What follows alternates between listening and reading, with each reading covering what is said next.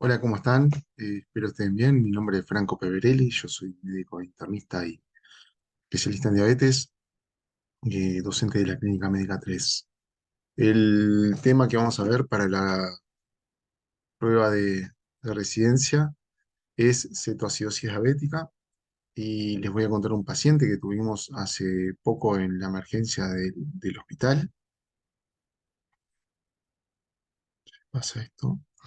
Se llama Nahuel, tiene 19 años, es un paciente previamente sano. Consultó por un cuadro de 3 semanas de evolución dado por astenia, poliguria y polidipsia. Se realizó en una policlínica periférica una glicemia capilar, le decimos hemoglucotest, que dio high, eso significa que estaba por arriba de 5 gramos litro de glucosa capilar. Y en la policlínica periférica le realizaron 10 unidades de insulina cristalina subcutáneas y lo trasladaron a la emergencia del Maciel. Cuando llegan al Hospital Maciel. Es un paciente que estaba lúcido, eumnéico, apirético, normocoloreado, una lengua seca, sí, y una taquicardia de 100 ciclos por minuto. Estaba bien profundido, flora pulmonar normal, tiene un leve dolor abdominal a la palpación de epigastrio sin defensa. Se le volvimos a repetir en la glicemia capilar, lo volvió a hacer high, o sea, mayor a 5. Nosotros podemos hacer ciertos planteos diagnósticos solo con la historia, ¿no? En principio, es un paciente que viene con un joven, 19 años, que viene con un síndrome diabético precoz claro, con astenia y la poliuria polidipsia clásica, y que se hace un hemoglucotest y que ya sabemos que tiene más de 5. Nosotros con eso ya podríamos decir que tiene una diabetes, habría que confirmar con una glicemia plasmática estrictamente, y tendríamos que catalogar, ahora sabemos que está hiperglicémico, que tiene una descompensación aguda, habría que catalogar qué tipo de descompensación. Entonces, cuando se presenta, que puede ser una cetoacidosis o simplemente una descompensación aguda hiperglicémica no cetósica. Eh, Recordamos que estaba levemente deshidratado, tenía una lengua seca, una taquicardia de reposo. Entonces, el planteo diagnóstico al inicio es un debut diabético. Para catalogar un poco qué cuadro tiene, vamos a precisar más para clínica. Ya podemos ir pensando cuál es. Esta es la foto del paciente al ingreso. Recordamos que les dije que el paciente que tiene un buen estado general y que no tenía elementos de gravedad. Entonces, ¿qué para clínica necesitamos para un correcto diagnóstico? Una descompensación aguda. Vamos a precisar en principio confirmar con una glicemia venosa, una glicemia plasmática. En este caso fue de 550 miligramos de cilitro. Y posteriormente vamos a hacer una gasometría y una cetonemia. Todo paciente con un descontrol hiperglicémico sintomático debemos hacer una gasometría venosa. Las gasometrías arteriales no necesitamos en estos pacientes porque lo que queremos ver es el pH y el bicarbonato. Se le hizo una gasometría venosa, que es esta que les pongo acá, donde confirma una acidemia con un pH de 7,19 con un bicarbonato de 11 milímetros. Ya en la gasometría tenemos que nos muestra el potasio, que estaba en 2,7, tiene una hipopotasemia, que después vamos a ver qué significancia tiene, fundamentalmente de cara al tratamiento. Además, se hizo cuerpos cetónicos en sangre, son positivos 4 cruces. Entonces, este paciente que habíamos hecho clínicamente el diagnóstico de debut diabético, decimos que tiene un diagnóstico de cetoacidosis diabética. La cetoacidosis diabética tiene 3 criterios diagnósticos, como vemos acá: hiperglicemia, cetosis y acidosis metabólica. Tiene que tener los tres para decir que tiene cetoacidosis, que es una cetoacidosis diabética. Ahora vamos a ver en qué rango. Existe eh, últimamente, y cada vez lo vemos más frecuente, la cetoacidosis euglicémica, que lo vamos a ver un poco más adelante, a qué nos referimos con cetoacidosis euglicémica. Entonces, los criterios diagnósticos son una glicemia mayor a 2,5, un pH menor de 7,3 y un bicarbonato menor de 18, con cetonemia positiva. Con estas cuatro parámetros, nosotros vamos a decir que el paciente tiene una cetoacidosis diabética. Les recuerdo que hay varias guías y pautas diferentes de cetoacidosis que difieren en algunas cosas. Ustedes necesitan tener las cosas claras y les recomendaron la bibliografía del Farreras.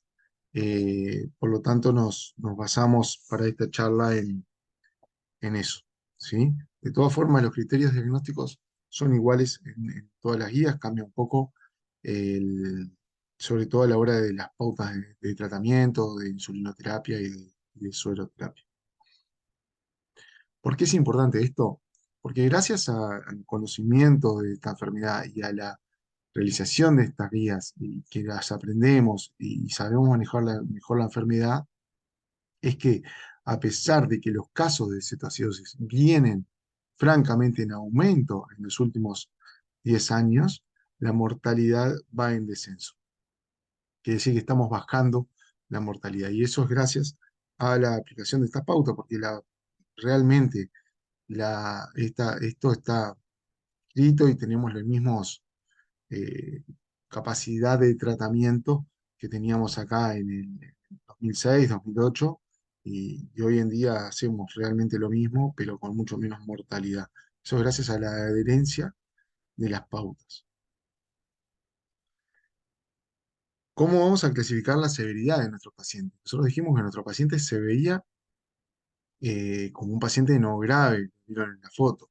Pero nosotros tenemos cosas clínicas para ver severidad y cosas paraclínicas. Cuando nosotros vemos a un paciente que está grave, es fácil. Por más que la paraclínica no parezca nada, nosotros decimos que es un paciente grave. Pero tenemos que ver también y complementarlo con los criterios paraclínicos. La cetoacidosis es leve, moderada y severa. Es leve, todas van a tener 250 de glucosa plasmática.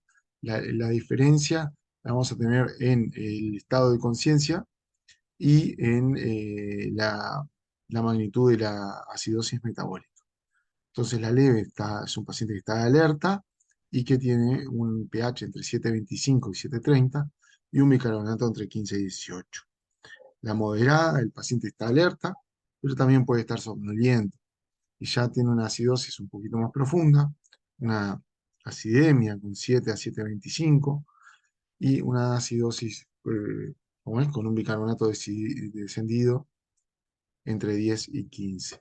Recordamos que nuestro paciente tenía 7,19 de pH y 11 de bicarbonato, lo cual la clasifica desde ya en una cetoacidosis moderada. Cuando decimos que es severa, cuando el paciente está con la clínica, como decíamos recién, de estupor, coma, síndrome confusional, o cuando tenemos una acidosis más pronunciada, menos de 7 de pH y menos de 10 de bicarbonato. ¿Cuál es la patogenia de esta enfermedad? Bueno, recordemos que la cetoacidosis en general la vemos en los diabéticos tipo 1, pero también podemos ver en los diabéticos tipo 2 cetoacidosis. La mayor parte de los pacientes van a ser diabéticos tipo 1, donde hay un déficit absoluto de insulina, y en pacientes que tienen déficit pronunciado de insulina, aunque no sea absoluto, como algunos diabéticos tipo 2 evolucionados, cuando hay un aumento de las hormonas contrarreguladoras, como glucagón, hormona de crecimiento, cortisol, catecolaminas, que son hormonas de estrés que se elevan en episodios estresantes agudos, fundamentalmente médicos, como infecciones u otras enfermedades médicas que veremos ahora. Entonces, esta es la patogenia y por qué es que se produce una cetoacidosis y todos los síntomas. Bueno, cuando falta primero recordar que la insulina no solamente es una hormona que tiene eh, un rol anabólico en los hidratos de carbono, la insulina también tiene un rol en los lípidos y en las proteínas. Con respecto a los hidratos de carbono, la ausencia de insulina o el aumento de las hormonas contrarreguladoras hacen que en el hígado haya neoglucogénesis y glucogenólisis, un gran aporte de glucosa a la circulación general. Por la otra parte, la falta de insulina hace que no se pueda entrar y no se pueda usar esa glucosa por parte de los tejidos periféricos, fundamentalmente el músculo. Por lo tanto, disminuye el consumo de glucosa. Todo eso conduce a la marcada hiperglicemia que se produce en esta enfermedad. La hiperglicemia genera una diuresis osmótica y la glucosa eh, permea libremente, filtra libremente en la membrana basal glomerular el, y después se recapta a nivel de los túbulos con transportadores sodio-glucosa. Ese mecanismo funciona hasta que hay una glicemia de 1,80. Cuando tenemos hiperglicemias mayores a 1,8 gramos litro, ese sistema de recaptación de glucosa tubular se satura, entonces empieza a aparecer glucosa en el túbulo distal. Esa glucosa atrae agua, atrae electrolitos, y es lo que produce la polidipsia, perdón, la poliuria eh, y, y la deshidratación. Eso genera polidipsia, y ahí es donde empieza la deshidratación. El paciente empieza a orinar más, empieza a tomar más agua, hasta que en algún momento ese mecanismo compensador de tomar más agua ya no funciona más y el paciente se deshidrata y genera una depresión de volumen. Debemos recordar que no solo agua se pierden iones, electrolitos, fundamentalmente el potasio, pero se pierde sodio, cloro, se pierde fosfatos. Por otro lado, la insulina, como dijimos recién, tenía acción también anabólica a nivel de tejido adiposo. La insulina siempre está frenando lipoproteína lipasas de tejido adiposo, eh, que cuando no hay insulina, estas lipoproteínas lipasas se activan. Entonces, ¿qué es lo que pasa con la ausencia de insulina? Se hidrolizan los triglicéridos que están en la reserva de tejido graso de todos nosotros y se libera a la circulación ácidos grasos y glicerol. El glicerol va a ir a contribuir con hiperglicemia a formar glucosa. Y esos tres ácidos grasos van a ir en vía catabólica. Es un paciente que va a estar catabólico y van a ir a producir energía. Se van a degradar en la beta oxidación de los ácidos grasos. Esa beta oxidación termina con acetil-CoA que no puede entrar en el ciclo Krebs porque este está saturado. Entonces se empiezan a unir las moléculas de acetil-CoA y forman los cuerpos cetónicos, acetoacetato, acetilaldehído, y esos cuerpos cetónicos tienen hidrogenión, son ácidos, y es lo que produce la acetoacidosis. Ese hidrogenión al principio, eh, el sistema buffer, el sistema álcali lo- lo mantiene sin generar una acidemia, pero cuando disminuye la reserva y el sistema buffer se satura, ya se produce una acidosis metabólica. Entonces recuerden que pues, son dos grandes cosas. Por un lado, la hiperglicemia con la deshidratación, y por otro lado, la falta de insulina también conduce a la formación de los cuerpos cetónicos y a la acidosis. Entonces, para revertir esto, vamos a tener que dar insulina, tanto para tratar la hiperglicemia como para tratar la cetoacidosis. Y esto es importante porque muchas veces, y es uno de los errores que a veces en medicina se dan, que el paciente ya está, cuando uno está tratando normoglicémico, pero todavía está con cetoácidos. Entonces a este paciente capaz que hay que seguirle dando insulina y para inhibir la liberación de ácidos grasos, pero la suspendemos porque la glucosa ya está normal. Recuerden que es un estado protrombótico, siempre pónganle tromboprofilaxis a los pacientes con cetoacidosis. Eh, Esta la vamos a pasar. Y después buscar en todo paciente con una descompensación aguda de una enfermedad, cuál es el factor desencadenante. Todas las enfermedades tienen factores desencadenantes claros y bien definidos, sea una insuficiencia renal, una hepatopatía eh, o una insuficiencia cardíaca. En la cetoacidosis están bien claros cuáles son los factores desencadenantes. Nuestro paciente, ¿cuál puede haber sido? Es un debut. eh, Habitualmente en el debut ya es suficiente como para explicar el cuadro. Pero bueno, no podemos dejar de buscar aunque sea un debut en cualquier otro paciente, otros factores desencadenantes. Por lo menos buscarlos con la clínica y con algo de paraclínica. Factores desencadenantes más frecuentes son las infecciones a la cabeza, los más frecuentes, 35%. ¿Qué infecciones? Como siempre, infecciones respiratorias, infecciones urinarias, infecciones de piel, eh, son las que producen esto, infecciones digestivas, una gastroenterocolitis, ¿sí? Después, la omisión de insulina y la transgresión dietética. Se ve mucho en la adolescencia, cuando hay bajo nivel educativo, bajo soporte familiar, es donde más se ve la omisión de insulina o la transgresión dietética. También vinculado a adicciones, pasa esto.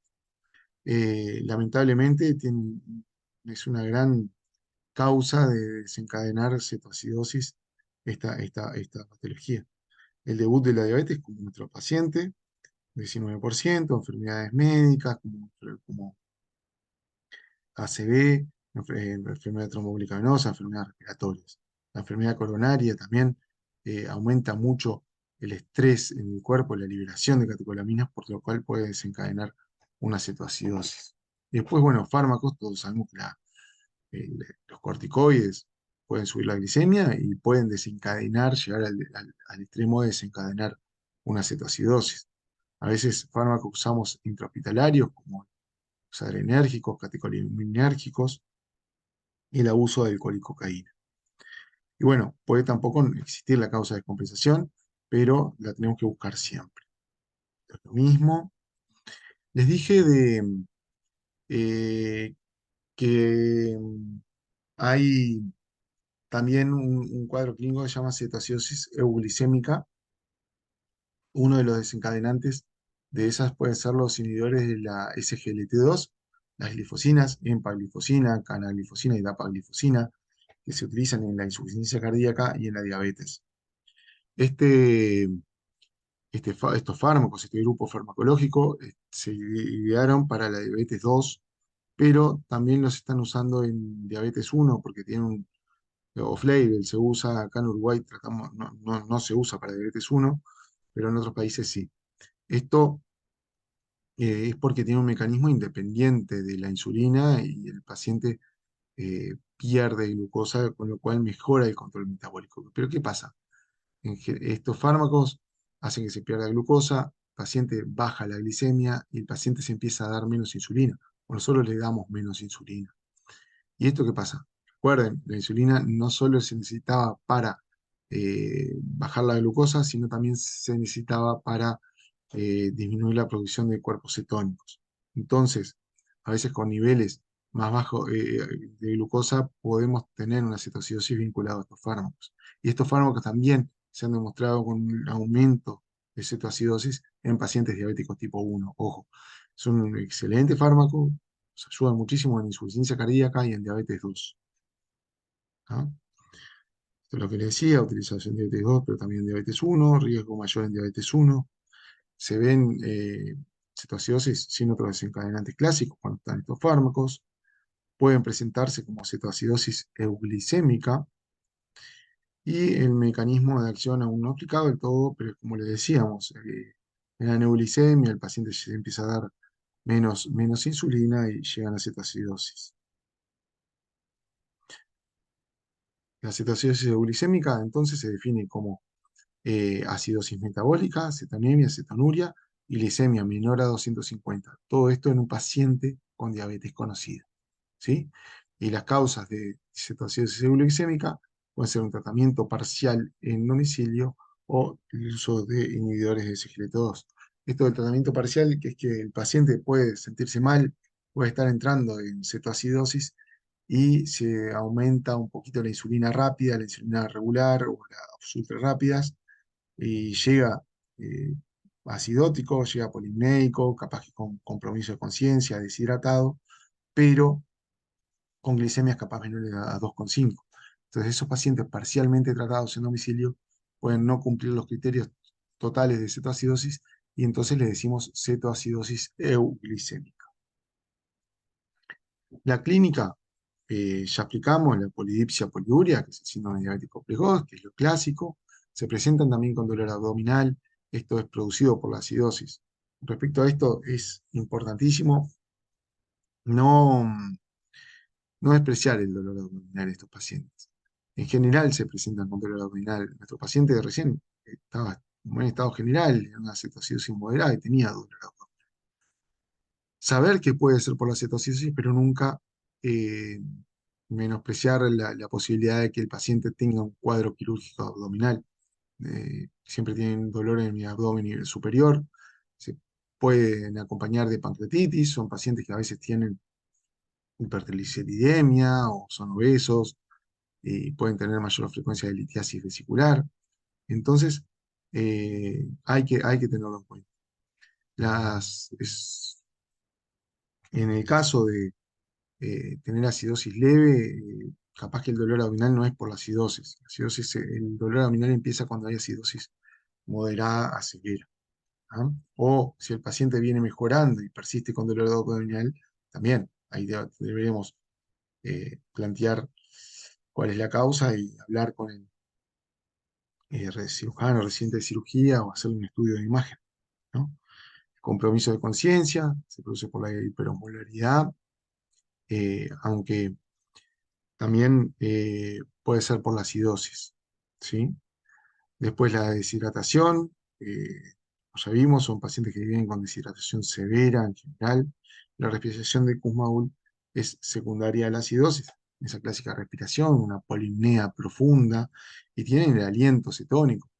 El aliento cetónico muchas veces es muy claro, fuerte, un aliento a manzana, yo lo siento como un aliento, un olor a acetona, a quito esmalte, y cuando aprenden a reconocerlo, ustedes entran a un servicio de emergencia y ya, ¿dónde está la cetoacidosis?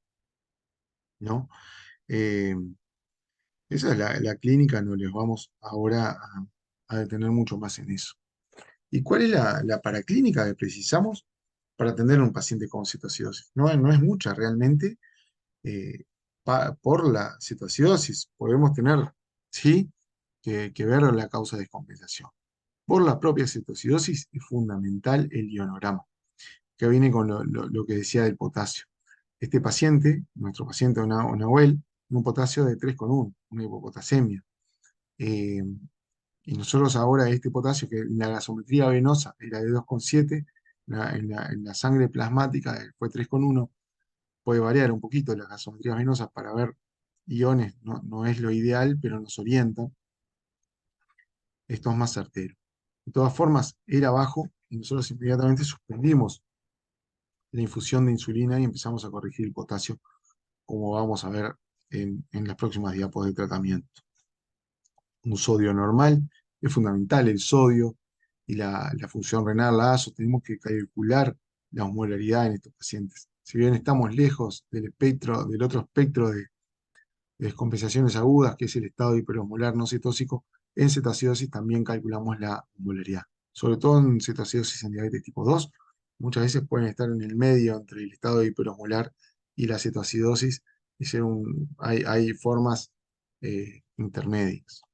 ¿Sí? El hemograma, este paciente se presenta con 16.000 blancos. Eso puede ser un elemento de infección y la tenemos que ir a buscar, pero el solo hecho de presentar acidosis y de ser un estado inflamatorio puede subir los blancos y tener neutrofilia, y estos 16.000 blancos podrían ser por el estado inflamatorio. Hay que pedir una función renal con azoemia, creatinemia, que en este caso eran normales, el examen de orina para buscar elementos de infección urinaria fundamentalmente, y la placa de tórax, que en nuestro paciente fueron normales. Y realmente no necesitamos más paraclínica. En la medida que, fundamentalmente, si el dolor abdominal cede, no vamos a hacer una imagen y no necesitamos otra cosa en cetoacidosis diabética. Lo que les decía recién del potasio. Eh, Esto es el plasma, esto es un vaso sanguíneo y acá está la célula. ¿Ah? El potasio en plasma puede estar normal, bajo o alto, pero tenemos que saber que el capital de potasio del paciente en todo su cuerpo es mucho más que el potasio en plasma, está disminuido. ¿Sí? El paciente en esa fase poliúrica de mucha poliuria, no solo desaparece la, o perdemos agua, sino que perdemos potasio. Perdemos otros iones, pero el potasio nos importa muchísimo. ¿Por qué? Porque después cuando empecemos el tratamiento, el potasio se va a descender, la potasemia, el potasio en plasma. Volviendo, eh, el aumento de la molaridad y la acidosis hacen que el potasio salga de la célula. Entonces, nosotros a veces tenemos disminuido el capital potásico total, pero vemos el potasio en plasma, que es la potasemia, normal o alto. Además, cuando corrijamos la hiperosmolaridad, corrijamos la acidosis y le demos insulina, el potasio va a entrar en la célula y va a profundizar esa hipopotasemia o esa normopotasemia que se puede transformar en una hipopotasemia, y eso puede ser grave, puede desencadenar arritmias y el paciente se puede morir. Entonces, el potasio eh, es fundamental, es lo primero, lo segundo que miramos después del pH en una primera gasometría de la cetoacidosis. Estamos muy atentos cuando viene la sangre, el resultado de sangre de laboratorio. ¿Sí?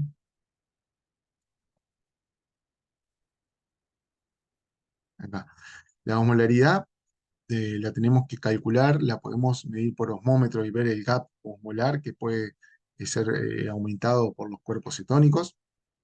La osmolaridad normal es 280 a 295. Eh, Recuerden esto para estado preosmolar, pero en cetoacidosis lo hacemos también. Y bueno, en los últimos 10 minutos o 15 vamos a ver el tratamiento. ¿Cuáles son los objetivos del tratamiento? Bueno, revertir el cuadro. El tratamiento debería siempre revertir el cuadro. Un paciente con cetoacidosis nunca debería evolucionar mal por la cetoacidosis. A veces los pacientes con cetoacidosis evolucionan mal, pero vinculados sobre todo a la causa desencadenante. Capaz que era una neumonía con sepsis o una infección urinaria con uremia, pero por la cetoacidosis lo deberíamos revertir siempre. Sus objetivos son restaurar el volumen circulatorio efectivo, el aporte de suero, resolver la hiperglicemia y la hiperosmolaridad, corregir la acidosis y el desbalance electrolítico y realizar el tratamiento de la comorbilidad. Si no realizamos un tratamiento de la comorbilidad, no vamos a lograr que el paciente se mantenga sin la cetoacidosis y va a repicar o no lo vamos a poder mejorar nunca. El, Esto es dinámico, esto se hace en emergencia, se hace a nivel prehospitalario, ya como hicieron con nuestro paciente, que ya le habían dado insulina. Les digo que desde ya está bien hacer la insulina, pero el suero es igual o más importante que la insulina, es la hidratación, acá está primero. Se hace todo junto, pero es igual el suero que la insulina en estos pacientes. Y esto es dinámico. Esto es al lado del paciente. Un médico de guardia, un interno, un residente, tiene que estar al lado del paciente o un nurse. Y tenemos que tomar decisiones. El tratamiento va cambiando según, según lo que vayamos encontrando y cómo vaya respondiendo a todo esto. Es dinámico. Esto es de la diabetes care, pero esto es todo parecido. En todas las pautas dicen lo mismo, que hay que dar fluidos, hay que dar bicarbonato, hay que dar insulina, hay que dar potasio. Básicamente son los pilares del tratamiento de la cetoacidosis. Ahora vamos a ver cada uno de ellos cómo es que se hace. En cuanto al potasio, esta diapo, empezamos por esto porque en este paciente tenía un potasio de 2,7 y después 3,3 en el plasmático, y que si nosotros empezamos el tratamiento con insulina, vamos a hacer entrar ese potasio a la célula, va a bajar más esa potasemia y el paciente puede parar. Entonces, con menor a 3,3, posponemos la insulina, esto es importante, y empezamos la reposición de potasio por vía intravenosa a razón de 20 a 30 miliequivalentes hora. Esto se puede hacer por acceso central, eh, por la velocidad de infusión y la concentración que requerimos para eso. En general se hace por acceso central. Después, si el potasio está entre 3,3 y 5,2, hacemos 20 a 30 miliequivalentes de potasio por litro de suero. Ahora vamos a ver según la sueroterapia que hagamos. Y cuando el potasio es mayor a 5,2, no administramos potasio y hacemos ionograma cada 2 horas. La hidratación tiene como objetivo restaurar el volumen circulatorio. Se puede hacer un litro, se puede hacer, no, se hace con suero fisiológico. El primer litro es a chorro, se hace en 30 minutos o 1 hora. El segundo litro en 2 horas, el tercer litro en 2 horas. De forma que en las primeras 3 horas y algo ya tenemos con el paciente con 3 litros, ¿sí? De suero fisiológico. Y después seguimos con 4 litros, con 1 litro cada 4 horas, de ahí en adelante. También hay que ir monitorizando, hay pacientes que pueden tener previamente una insuficiencia cardíaca, que tenemos que seguirlos de cerca y ver elementos de hipervolemia, de que estemos excediéndonos con el aporte de suero. En general, hay una gran depresión de volumen y lo toleran bien. Necesitamos aumentarlo más que disminuirlo, pero bueno, estar atento ante la necesidad de aumentar o de disminuir este aporte de suero. Cuando la glicemia es menor a 250, vamos a pasar a suero glucoficio a esta velocidad, 125 a 250 mililitros hora. Y esto es importante por lo que les decía hoy. eh, Cuando la glicemia baja de 250, nosotros podríamos simplemente disminuir o bajar el aporte de insulina, pero nosotros necesitamos seguir aportando insulina. Por eso, capaz que a menor dosis, ahora vamos a ver la insulina que le aportamos, pero esto eh, nos permite seguir dando la insulina sin tener hipoglicemias, ¿sí? Para tratar la cetonemia. Entonces, cuando la glicemia baja de 250, pasamos un aporte con azúcar, un suero glucoficio, que es lo que usamos en general, lo que recomienda el Farreras también.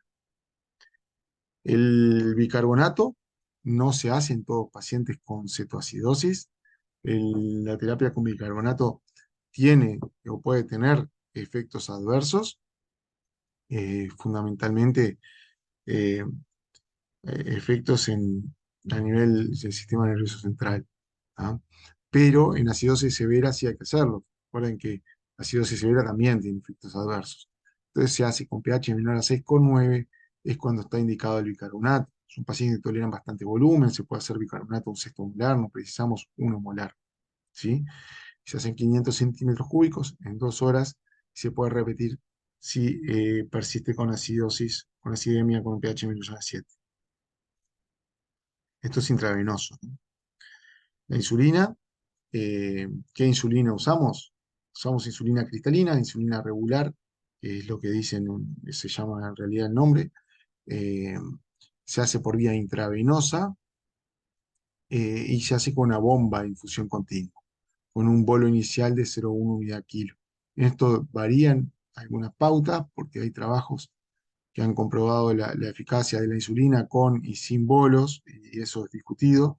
Pero bueno, para esta prueba ustedes tienen que usar la pauta que dice de bolo. ¿Ah? Un bolo inicial de 0,1 unidad kilo de insulina cristalina, intravenoso, y luego una bomba de infusión continua de insulina cristalina a 0,1 unidad kilo hora.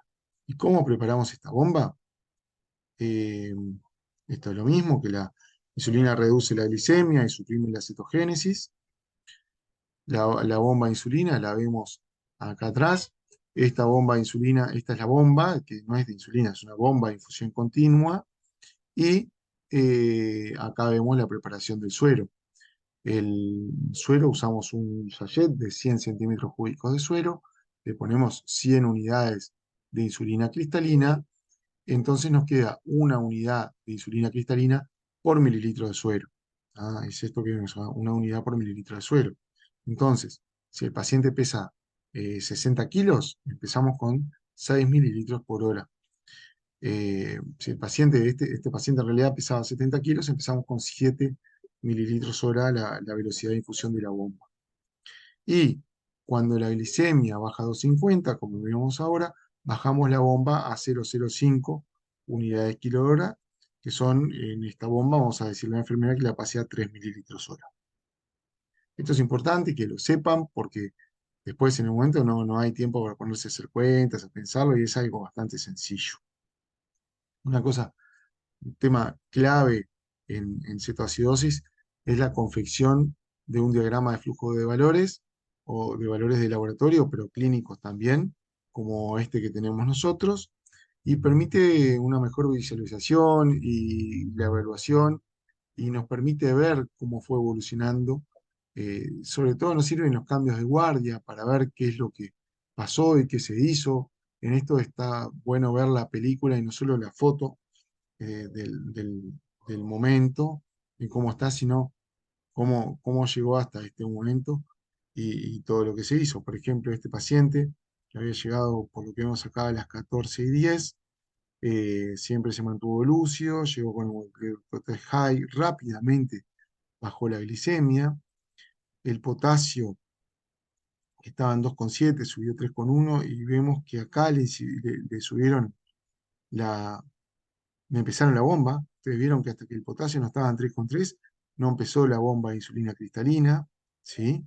Y esta glicemia probablemente haya bajado solamente con esa insulina cristalina que le dieron en la policlínica periférica y con el aporte del suero. Eso solamente hace pasar a bajar esto. Vemos que se hizo suero de 1000 cm³ con 3 ampollas de KCL, y acá sí subió el potasio a 3,3, siguieron con el mismo aporte de suero fisio con 3 ampollas de KCL, y bueno, acá no tenemos más registros de esto. Pero es clave este registro, acá vamos viendo cuándo, qué suero tenía, a cuánto estaba la bomba de insulina, cómo estaba el potasio, cómo estaba el pH, y es fundamental en todo paciente hacer. En el pie de la cama, cada 1 hora la glicemia capilar, cada 2 horas el ionograma, la gasocrea y la gasovenosa. De lo mismo. Nosotros tenemos también un especial interés en manejar bien la resolución de este cuadro clínico. Es de las enfermedades que requieren mucho cuidado cuando decimos que ya está resuelto. ¿A qué voy a decir esto? Cuando ya está curado, cuando vamos a dejarlo comer, cuando vamos a pasarle a insulina prolongada o análogos o NPH. Bueno, eso es primero lo clínico, que el paciente no tenga vómitos, que tolere vía oral, que esté lúcido. Y después lo paraclínico. Tienen que revertirse los criterios diagnósticos de cetoacidosis. Tengo que tener una glicemia menor a 200, un pH mayor a 7,30, un bicarbonato mayor a 18. Y bueno, ahí decimos que la cetoacidosis está resuelta, ¿sí? Y que el paciente está con hambre, tiene ganas de comer, no está con náuseas ni vómitos. Entonces, cuando esto ocurre, ahí empezamos la insulina subcutánea. Pero siempre acordarse que debemos superponer la insulina subcutánea con la bomba de insulina cristalina. Porque la insulina cristalina, cuando la damos intravenosa, tiene un efecto inmediato, pero también cesa su efecto muy rápido cuando paramos la bomba. Y la insulina subcutánea, la NPH, demora por lo menos 2 horas. Si damos algún análogo prolongado que demore más en absorberse, va a ser más tiempo la superposición aún, pero por lo menos, y cuando empezamos NPH, superponemos la bomba de insulina durante 2 horas con la primera dosis de insulina NPH. Y esto siempre cuando el paciente esté comiendo, comer lo antes posible. Y con el cuadro resuelto, el paciente tolera vía oral, empezamos la subcutánea, la NPH o análogos si se puede. Em, La dosis la podemos calcular según la cantidad de insulina que había recibido para compensarse de la cetoacidosis, o se puede utilizar por kilo de peso, a razón de 0,2-0,4 unidades kilo día. Se puede dar al inicio, si es NPH, 2 dosis, 1/3 de mañana y 1/3 de noche. En la evolución, capaz que podemos ir pasando a otro plan más intensivo o con otro tipo de insulina. Se hace ajustes con escala variable, la escala variable es ajustes según hemoglucotés con insulina cristalina, que todos ustedes conocen, y esto es dinámico, vamos viendo cómo va evolucionando, vemos el monitoreo glicémico, vemos dónde hacemos alguna corrección, tanto con la dieta como con la insulina rápida y la insulina prolongada. Pero la idea es, en la evolución, que este paciente tenga un plan basal, bolos, corrección, basal, si es con NPH 3 dosis y si no, análogos. Los bolos, que es insulina rápida, ultra rápida, con las comidas, según los hidratos de carbono que vaya a comer, y la corrección es la corrección que todos conocemos. Esta es la última diapositiva, donde vemos que es una enfermedad que se puede prevenir y nosotros en cada una de las cetoacidosis es fundamental eh, ver qué riesgo de cetoacidosis puede tener este paciente en un futuro. Los principales factores modificables son haber tenido una cetoacidosis, mal control con hemoglobina glicosilada alta, poca o no adherencia, uso y abuso de alcohol y drogas, la calidad del servicio de salud, las enfermedades mentales, enfermedades o comorbilidades somáticas. Hay factores no modificables, como el nivel socioeconómico, la edad de los adolescentes, el sexo femenino y la migración son factores de riesgo de cetoacidosis. Para esto tenemos que hacer medidas preventivas. Eh, hay educación, se puede hacer intervención psicológica y elementos de telemedicina.